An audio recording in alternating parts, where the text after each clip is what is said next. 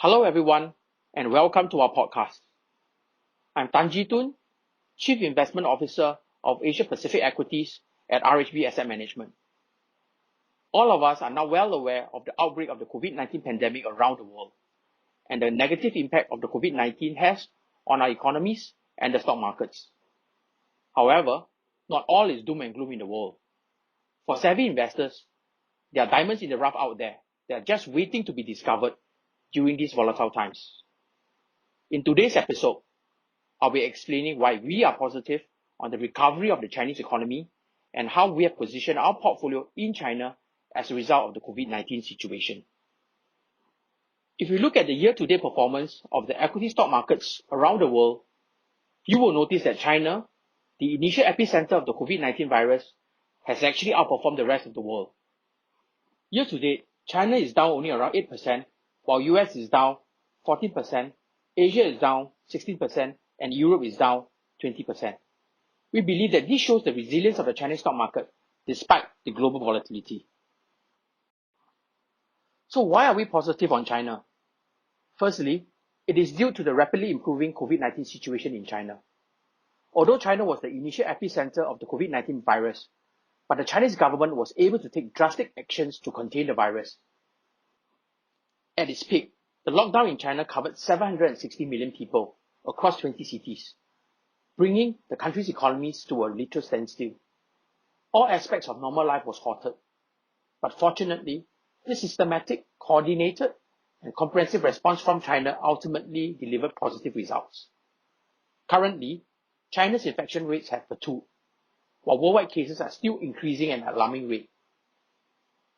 Secondly, unlike other countries, China has already ended much of their lockdown.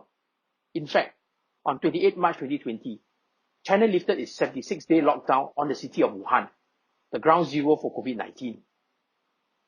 In China, depending on the industry, 75 to 95% of the workforce have started going back to work.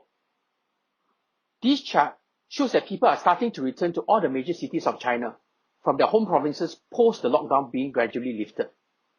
China is well on its way to a degree of pre-COVID-19 normalcy. Thirdly, as the situation slowly returns to normal in China, key supply chain, business activity, and consumer spending are starting to recover. In fact, China's March PMI, or Purchasing Manager Index, is 52, meaning the economy probably expanded in March. Note that China is the only major country in the world to expand in March 2020. Everywhere else was in contraction. So what is RHB Asset Management portfolio strategy in China at this point in time? We are of the view that COVID-19 pandemic will pass and will in fact create future winners who are able to take advantage of this unfortunate event. There will be a new normal after the COVID-19 passes, and we at RHB Asset Management are investing in key themes and trends that will benefit from this new normal. Some of these key themes are as follows. The Chinese government will be pushing infrastructure as part of its stimulus to support the economy in view of the weak global demand. In addition, 5G technology in China will be a key focus. This will see continued push by the government across the entire value chain, from the telco operators, smartphone makers to builders of base stations. Furthermore, we will see changes in consumer patterns post-COVID-19. Online delivery of groceries and food have been gaining traction during this period and will most likely stay relevant, as offline channels might take some time to recover due to social distancing measures. Online gaming and online entertainment channels have also been gaining popularity during the lockdown periods. There will be significant changes in corporate behavior as well. As working from home becomes more widely accepted, the needs of corporates will shift, including in technology, bandwidth requirements, computer equipment, office spaces, etc.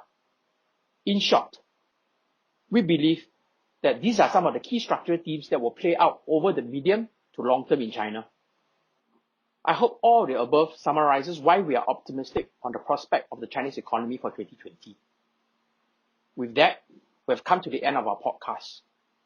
Stay safe and keep healthy. Thank you for your time.